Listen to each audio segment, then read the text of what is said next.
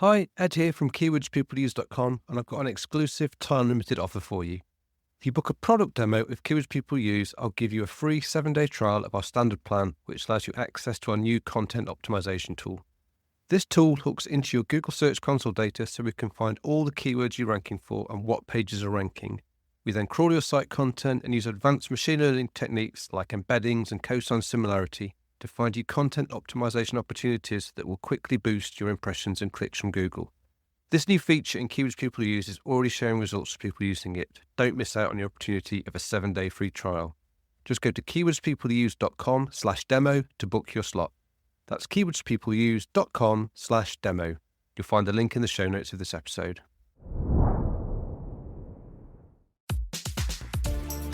Hello and welcome to SEO is Not That Hard. I'm your host Ed Dawson, the founder of the SEO intelligence platform keywordspeopleuse.com, where we help you discover the questions people ask online and then how to optimize your content to build traffic and authority. I've been in SEO and online marketing for over 20 years, and I'm here to share the wealth of knowledge, hints and tips I've amassed over that time. Welcome back to SEO is Not That Hard. It's me here, Ed Dawson, as usual. And today I've got an interview episode with Daniel Molina from redpalm.us. He's the CEO there, and he's an incredible expert in local SEO. So this episode is really focused on local SEO. It's not something that I've done a lot of myself with people. It's not, I've done the occasional bit of local SEO, but I wouldn't consider myself like the expert on local SEO. And that's why I wanted to get Daniel on so he could talk us all the way through a local SEO. I can ask all the questions I got, and hopefully you'll come away learning something just like I have. So without further ado, let's head over to the main interview between me and Daniel Molina. I'm here with Daniel Molina from redpalm.us, who is a local SEO expert.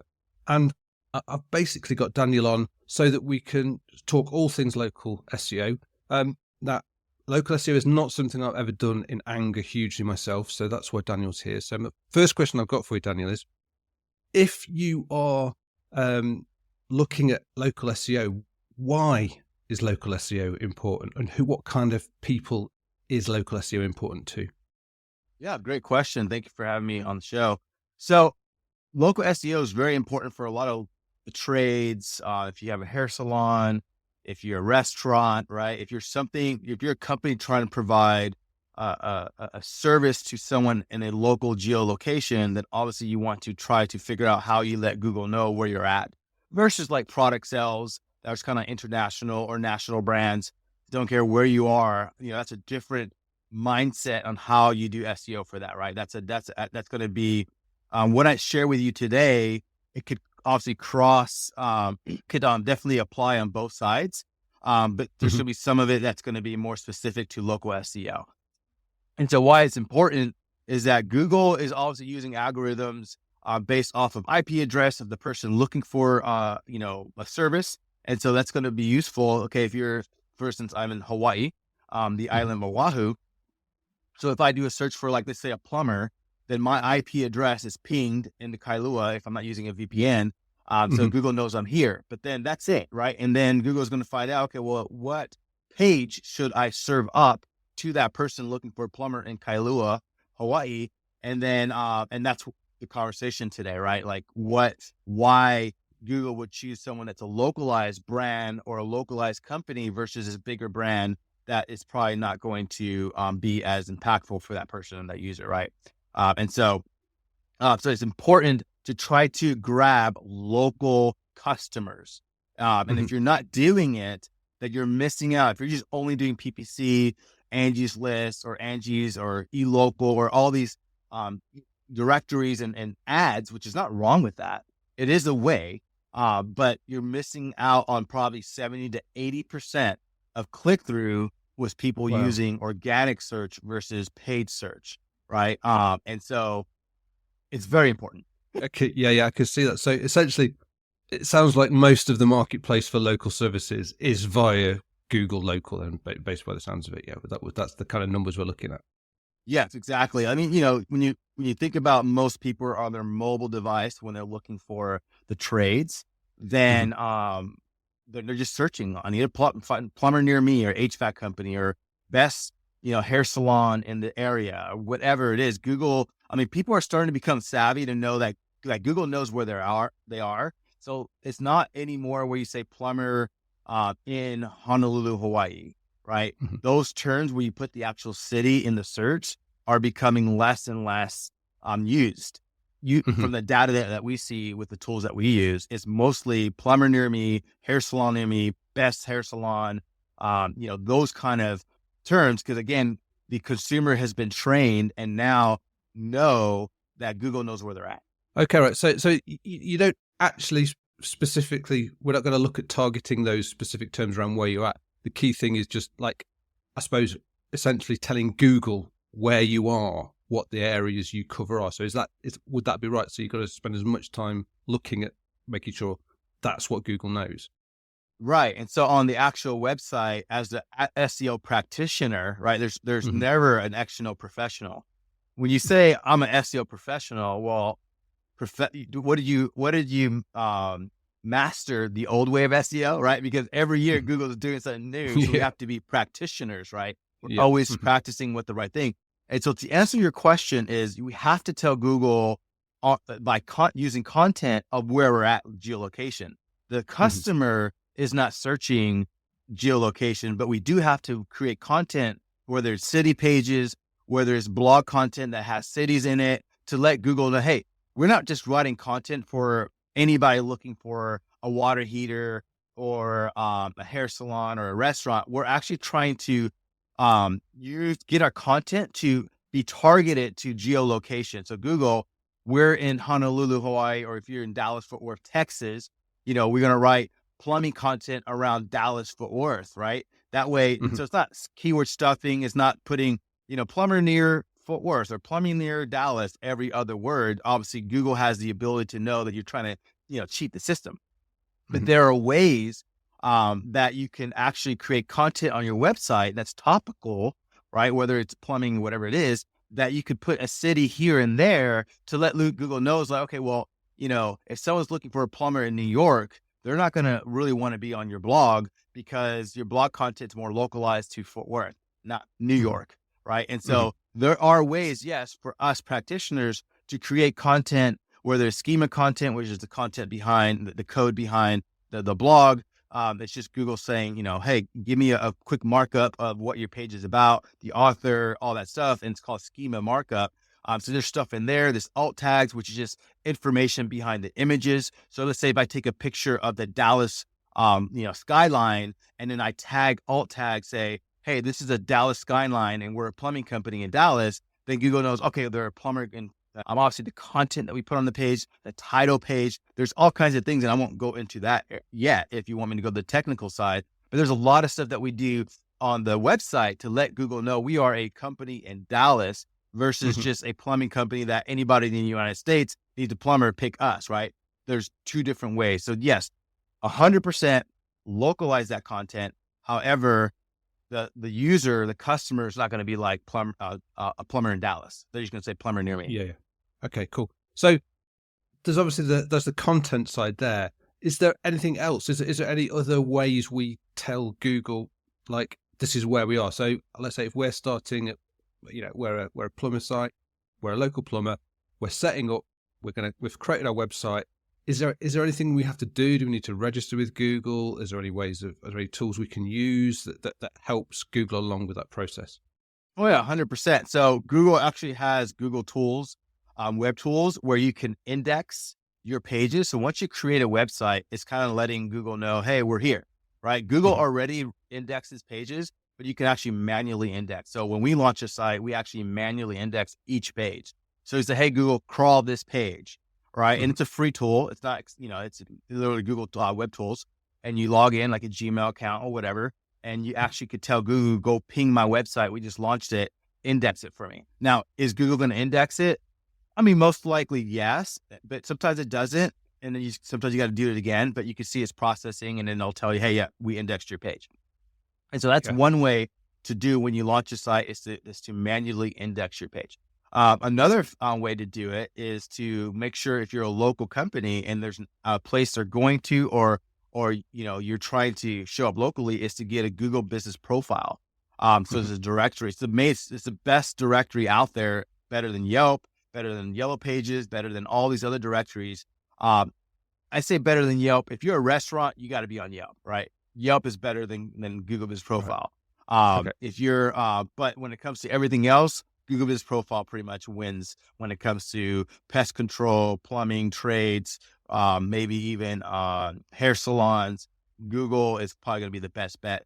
But Yelp is trying to have that market share, right? So they're spending dollars to be the top directory to you as well. But put it on Yelp, put it on Google's Profile, put it on Map, put your address on Map, Apple Maps, put it on every directory that's important, right? Not, there's probably like 200 different directories. There's a company called yext.com. That's yext.com. You could, it costs money for that, but if you go there, it actually tells you what are the major directories. So then you type out your information, your services, your address, your phone number, your URL, everything all one time. And then Yext then reaches out to all those directories, and there's about 60 to 80 of them that you want to be on. And then it fills it out for you. That way you're not creating a new account for each directory. That takes time, right? It's more of an automated way to make sure that your directory is synced with the information. So that way, let's just say you have a new photo you want to add. You have to go to 80 directories and add that photo, or you change an address. That's, talk about that's a lot of work. Right. Well, with Yext, you literally just make the update, hit sync, and it sends it up to every directory that you synced with, and like that. That's important because then Google's going to be like, Google's going to be like, this is the address to this company, and they're in Dallas, and they provide all these services. So they're going to go to your website first. Okay, what services you have? Let's say it's a plumber. Oh, look at all this stuff about plumbing services. And they have the city Dallas, and they have the address Dallas. They have the area code Dallas with the phone number. Okay, and let's look at the directories. What are directories saying about this company? Oh, wow, they have 60 directories that are, important, like Yelp, Google Business Profile, and it has Dallas, it has plumbing services, and it has all these reviews about plumbing. Awesome. All right, now let's look at social media. Let's look at Instagram. Let's look at Facebook. TikTok, when TikTok was alive, I think it's still alive, but let's look at now your social media platforms. What is your social media saying about this company? They're also Dallas, and look at all these IP addresses pinging them that are in the Dallas area. So those three things are going to help Google know where you're at, look at your website, and then obviously know how to categorize you as a geolocation. So is that what will be known as citations? Some of those. Exactly, citations. Yeah. So even if you don't get a direct link, as if the company name and address and that kind of thing are mentioned in directories of the right place, Google kind of like puts the dots together and goes, right, this is a company that's being referred to, even if they're not necessarily being linked. Obviously, if they're linked, that's even better. Would that be right? Right. I wouldn't say it's a heavy lifting. Like, obviously, the way I look at SEO is a pie chart. And so there's pieces of the pie that you got to fill out. And the biggest piece of that pie is going to be the content on your website, how your website's built, good quality, right? Mobile device, is it good? Is it a lightweight, fast loading, all that stuff, right?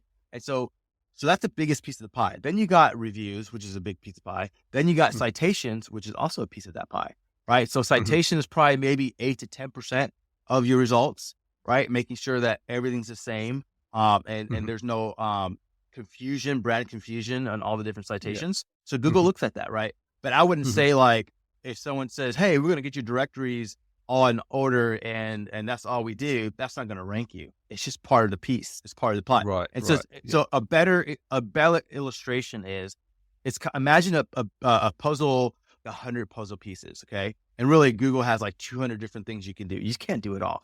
But what you're trying to do is put that puzzle piece together as much as you can, so that Google can understand and see the picture of what you're trying to convey. Whether you're a plumber, electrician, a restaurant, a physician, whatever it is, you're trying to paint that picture. So the more puzzle pieces you could put together, then Google will say, oh, I know what you guys are.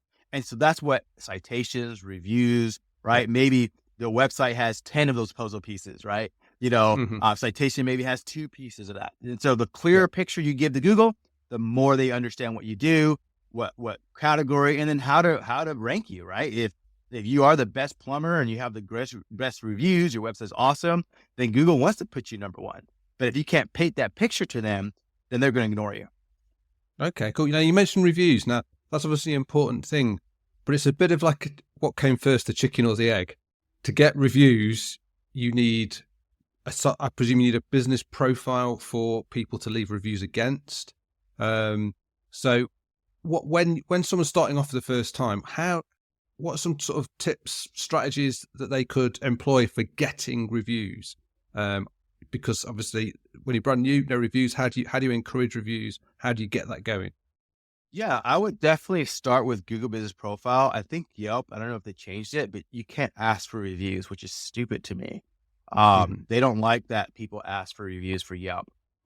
However, Google wants you to ask for reviews. In fact, they Right. say, want to ask for reviews? Copy this link, send it to the people.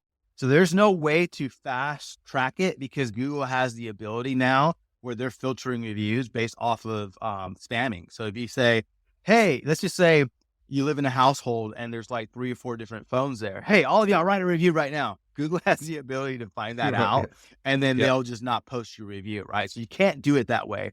Nor can you hire, back in the day, what they used to do, which is black hat tactics, or hire people in India or the Philippines to just write a bunch of reviews. And then they're overnight, they'll get, 150 reviews, and they only been open for 2 weeks. And then they would cheat the system and actually rank. But Google is obviously got a lot better. This is like 10 years ago, right? Back, I would say even longer. But Google's got smarter about that, right? And so the way you get reviews is literally asking, right? Getting your staff to ask reviews. If you want to say, hey, we'll give you 10% off if you review us right now. Or, hey, we'll give you this $10 Starbucks card if you review us and show us to us, right? Get creative with how to get reviews because reviews are going to be very important. I started a home service contracting company here in Hawaii called Mono Home Services, and we had 0 reviews, right? But we know SEO. We know how to, do the content and social media, but we had to start one at a time, right? And now we dominate our area because not only do we have good content and we're the topical authority with our SEO on content, but we also have reviews to back up that, right? So Google is ranking us. And so there's no fast process. If you try to cheat the system, Google has things in place to snitch that out. And then you get in trouble. It's just literally start asking, everyone has a mobile device. Hey, do you mind if I text you real quick a link to our review? It'll really help us out. Oh, no problem. They send it. And usually most people are logged into their Google account. So it just pops up on their phone and they can literally write 5 stars. So this is awesome, right? So asking is going to be the best. Obviously there's automation where you're finished with the job and then it sends them a link. It doesn't get as much. I think it's like 20% of the times you get a review versus someone in front of you and you ask, it's like 60 to 70% you get a review. I've seen places like coffee shops and stuff here in the UK where they have a QR code to scan. So scan the QR, which will just be the link to do the thing. Yeah. So that's probably another good way. So essentially, just ask people up front, leave us a review. And if it makes sense, incentivize them, like so with discounts and things like that is a way of doing that. Oh yeah, too. 100%. Because you got to think about, it's costing you money to get that review. Say it's $10 for a Starbucks card, right? Well, that $10, if you all of a sudden spend, let's say $100 worth of reviews, well, the quality of those reviews and the ability to get ranking juice, that's invaluable, right? Like you're going to make that money back from the ranking that you get from getting those reviews, right? And so it's an investment. You're not wasting money. It's an investment, and it's going to get you to climb up, the ladder of SEO. But not just Google Business Profile. If you have this QR code, present Google, present Yelp, and then present maybe another one, right? Facebook reviews, right? I mean, but my opinion, I would say, Google Business Profile is the best to start if you want to rank. Google is not paying attention as much to Yelp, reviews. So all of a sudden you got one review on Google, but you got, let's say 150 reviews on Yelp. It's not going to help you as much if those 150 reviews are on Google Business Profile. Okay, cool. So obviously reviews, really important. Would you say, because obviously if you weren't doing local business and links become very important, would you, if you had to choose between reviews or links, you're going local is where you want, would you go reviews over links? Like backlinks? Yeah. Ooh, and you are local or not local? your local. So you're doing local SEO. You've got your local site. You're a local contractor, or a local shop. Would you, you're going to spend time either on looking at getting reviews or looking at getting backlinks? Would you be going for reviews for local? That's hard to answer. It would be like saying, hey, I want to win this swimming race. Which one should I use? Should I use my arms or my legs? It's like, you got to use both, right? Right. If you really want to win, I'm just going to not paddle my legs, just use my arms. It's just not right. And so you'll move forward, but the speed of which you move forward is going to be determined on if you use both. And so I would say if I was on a budget or I couldn't really concentrate on reviews, I would definitely, because backlink has some backlink used to be like the best thing. Then backlinks sucked and Google says, no more, I don't care about backlinks. Then now it's back in again, right? Having backlinks from good quality websites. And you could rank with just backlinks and good content without any reviews, right? Okay. And so I would say, if you wanted to start, backlinks is going to be better. But once you're there and you only have 2 reviews, but then you think about it, if you're on Google, it gives you a 3-pack, right? We call it the map pack area. Well, you show up, okay? You're on page 1. Awesome. And you have 3 spots. Let's say your competitor has 500 reviews and the other one has 300. Are they going to pick you with 2 reviews or are they going to pick the other guys? So half the battle, sure, is getting there, but then you got to convert. And if you have 0 reviews and you got them from backlinks and the other, voodoo magic of SEO, but no one's going to call you because you have no conversion power. And so that's what I'm saying. You want to have both, because not only will reviews help you rank, but also reviews will help you with converting. Okay, cool. So you mentioned there the local pack, the map pack. Do you need to be in Google business? Sorry, do you need to have a Google business profile to appear in that, or will Google work it out for itself if you haven't done your Google business profile? Oh no, Google will not create one for you. Okay, right, yeah. So if you don't get your Google business profile, you're not going to be in that map pack. So it's really key. So that's probably the first step for anyone, is to get that Google business profile then. Right. You'll show up on so you got the map pack, which is organic, but then underneath it, you got the old school Google, which is just a list of URLs. You can show up there, but that gets like 5% click-through rate. Yeah. So all the actions in that local pack, basically. Oh yeah. Unless it's like, unless the map pack does not show up and it's, let's say, hey, they're looking up like a part, like a part number or something, then the map pack's not going to show up. It's just going to show you URLs, right? So. Yeah. Okay. Interesting. So it's really key to get that Google business profile, because they used to call it something else. Was it Google My Business? It used to be Google My Business. It was called Google Places, Google Plus. Google can't figure out what they want to call each other, themselves. Yeah. So that's an important thing to know. If you're looking around at this, if anyone's doing some research after this, you might find it called something slightly different. Yes. But the key thing is it's to appear. It's what makes you appear in that map pack and that local pack when a local search is triggered. So when Google says this query is a local query, so it's going to start looking for local results to where it thinks you are physically located. Correct. And I would start that immediately. So if you're building a website and the website's not done, I think Google wants you to have a website, but you can post a Google Business profile without a website. But I would say start that on day 1. Just get a profile and start asking for reviews. And then when a website gets launched, then you could put that website URL into your Google Business profile. Yeah, awesome. So I've got a question now. There'll be some places where they cover more than one geographical area. So you can be a local business, but you might have 2 patches. So you might cover 2 towns that actually might be your cities that might be quite separate from each other. Or you might have branches in various areas. Is there anything you have to do special compared to just trying to rank for one area for that? Is there anything you need to do with, say, Google business profile or on your site to try and handle those situations? Especially if you're successful and you start branching out, how do you cover that? That is a very great question. And if you ask, different people will give you different answers. And it's very difficult to give you a straight answer to that, because I'm used to Google, when it was like Google Places, Google Places. Google hated when you had multiple Google Places addresses everywhere because you're cheating the system. So for every city you created a Google Places, then you show up SEO wise. Mm-hmm. And Google says, stop. No, we don't want that. Now, if you are within a 10, 15 mile radius, you need to have one Google Places profile. Therefore, you need to consolidate all your places to one profile. Well, as of like 5 years ago or 7 years ago, Google was like, well, you know what? You can have multiple. It's fine.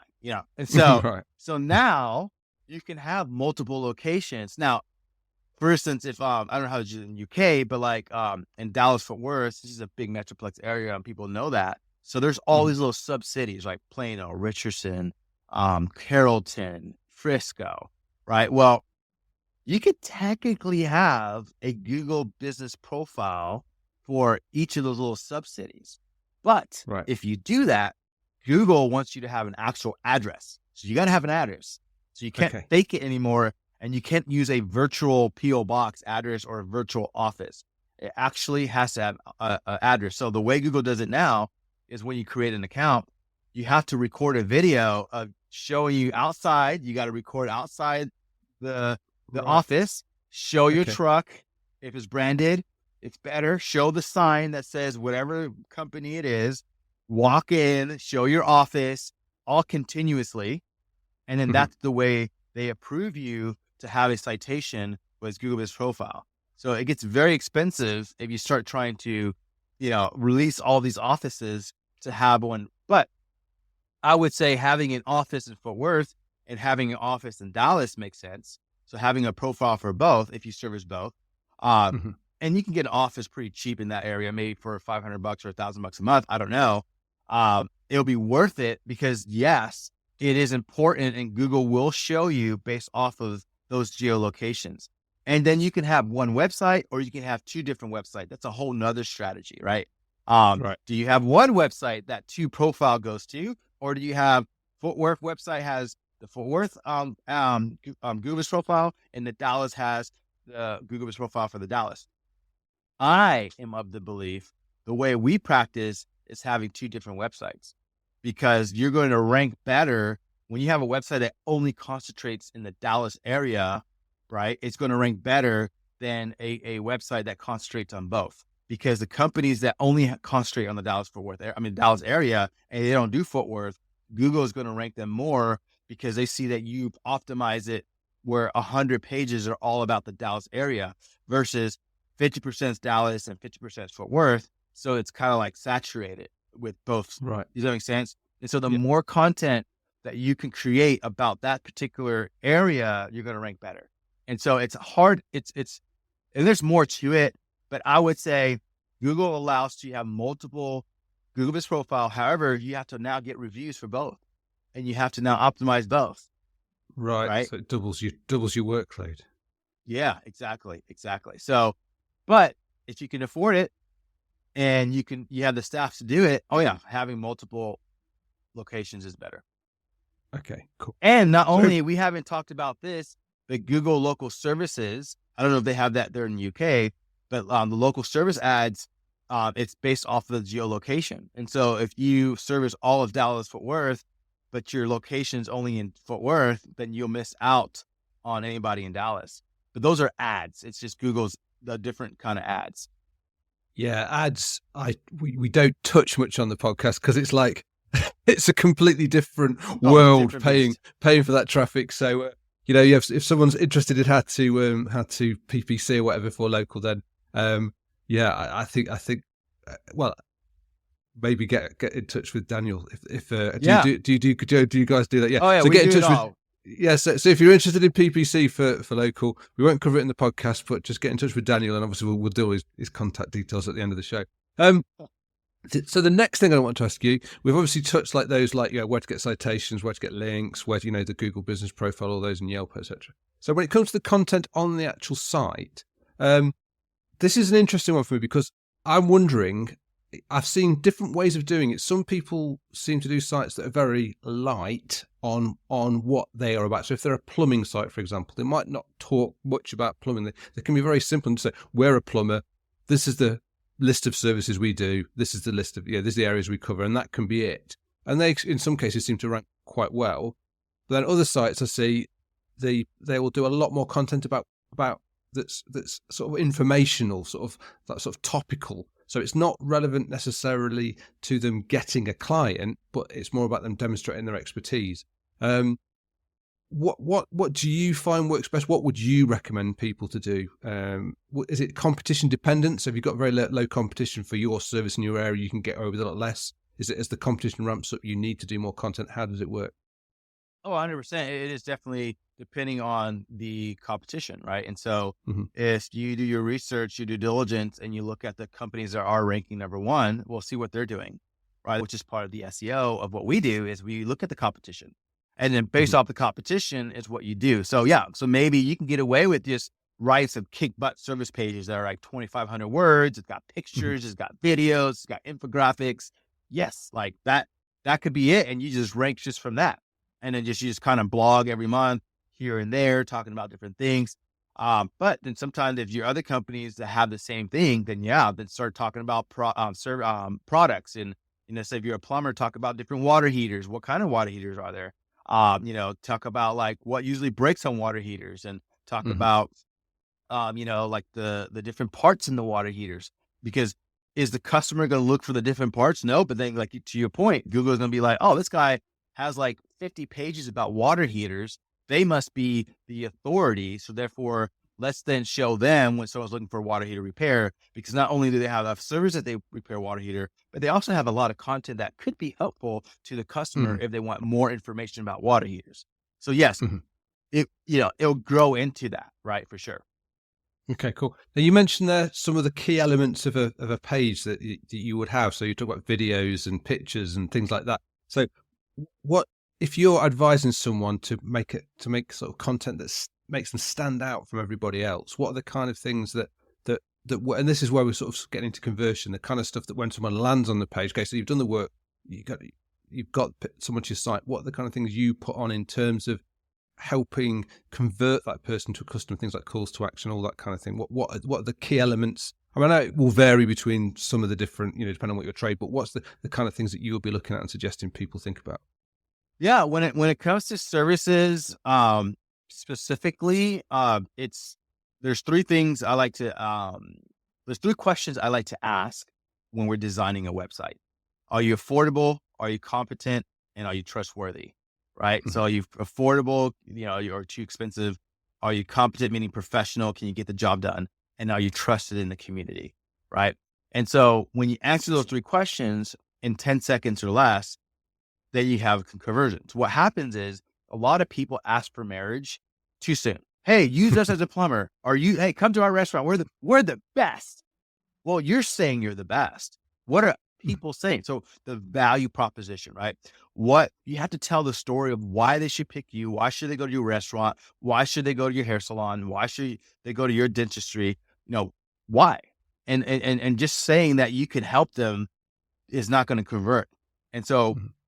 ask those questions to yourself and then provide imagery and content that then answers those questions. So are you so are you affordable? Okay. Are there coupons?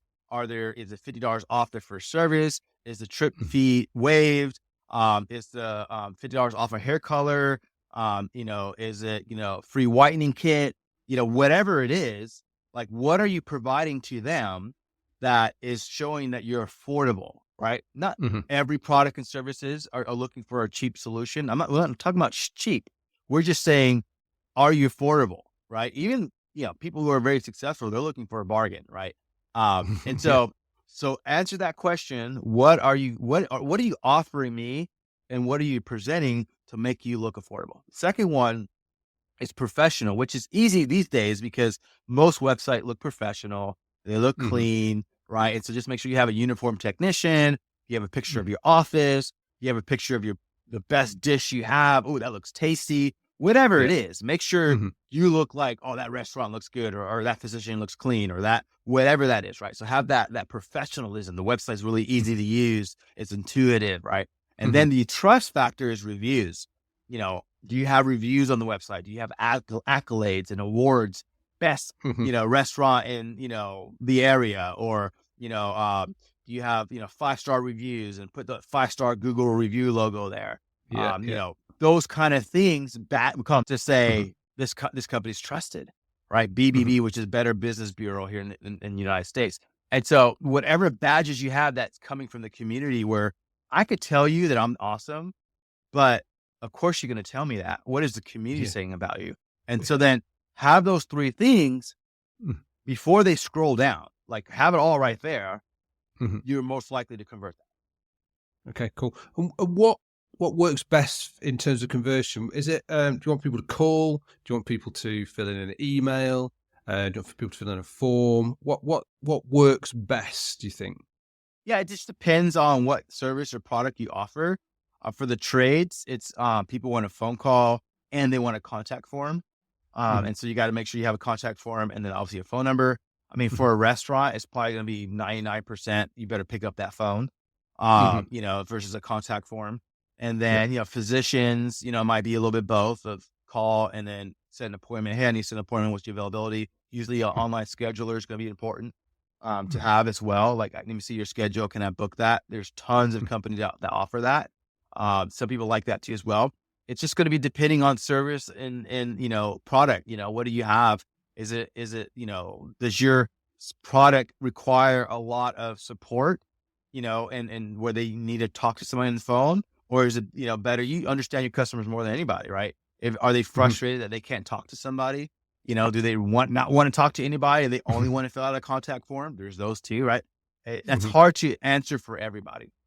Okay, but I suppose the thing is to however people are used to contacting you in your industry, in your trade, make sure that that's the clear call to action. So, because I've seen Exactly. sites where they look great, but they haven't put a clear call to action on, like the telephone number's buried in the footer.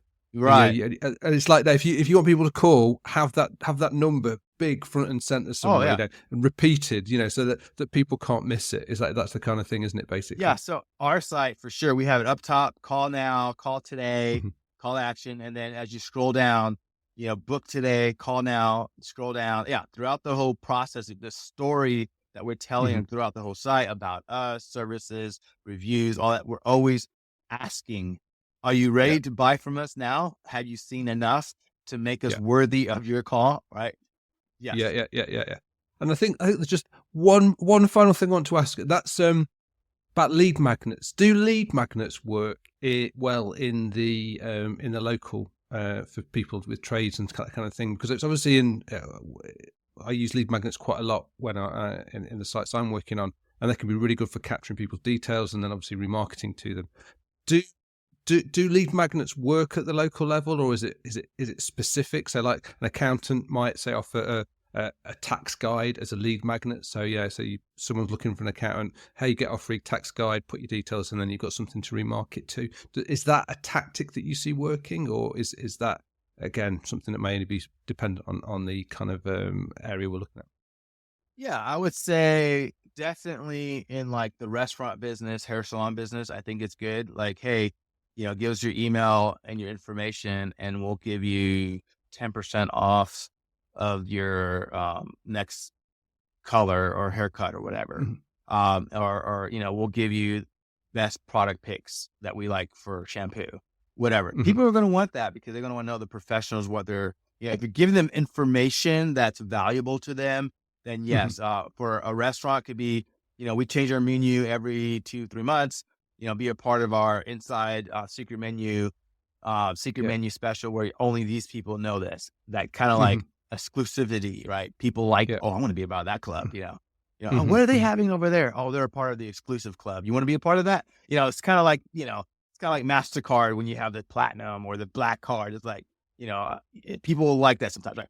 When it comes to the trades, don't contact me. The Yeah. trades with lead magnets is like, I just need you to fix my toilet. I don't want to get bombarded every month by your stupid email, right?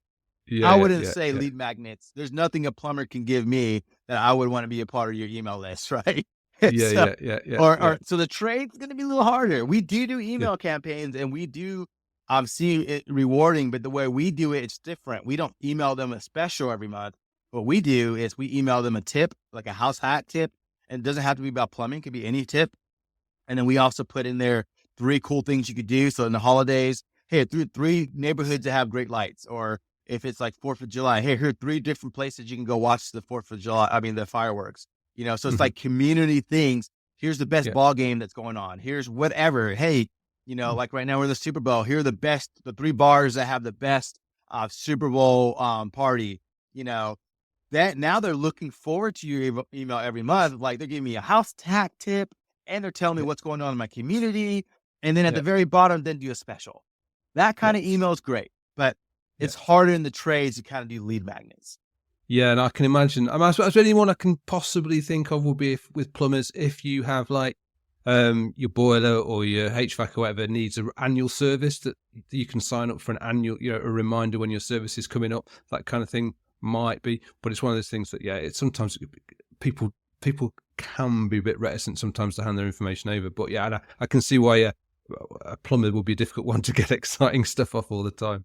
So they'll sign up for that. Yeah, they'll sign up for that when you already do service. They're not going to sign up for it if they haven't done service for you and it just pops up on their page.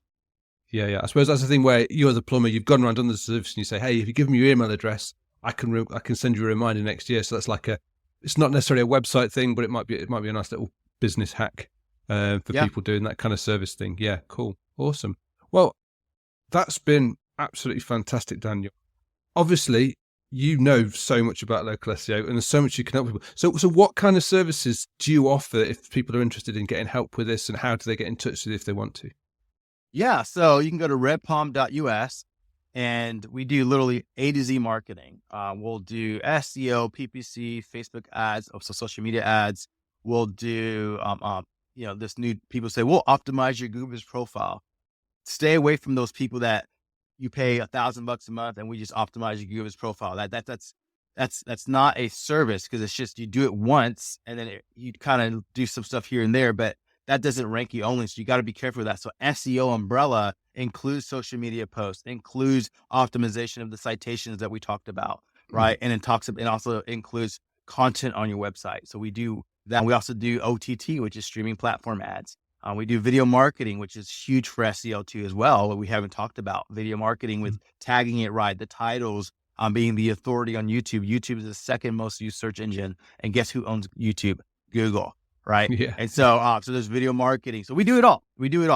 And so the only thing that we don't do is like TV and radio, like TV buys and radio buys, which is not streaming platforms. But we'll plug you into those people. But yeah, we could definitely help you grow. The way you can look at us, it's like, hey, Daniel, we have $100,000 to spend on marketing per year. How should we spend it to get the best ROI and grow about 15 to 25% a year? Whether $100,000 a year or $1 million a year or more, right? We'll help you manage the PPC, SEO. We'll tell you exactly where to put that money, what the expectation is from those different buckets that you put it in. What's the anticipated ROI from those things, cost per acquisition, all those things is kind of that. So we manage budgets versus we're just an SEO company.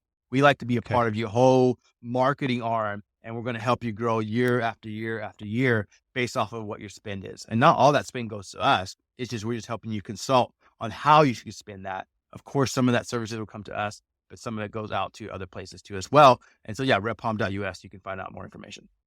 Brilliant. Well, thank you very much, Daniel. Been lovely having you on. And thanks for coming. Thank you for having me.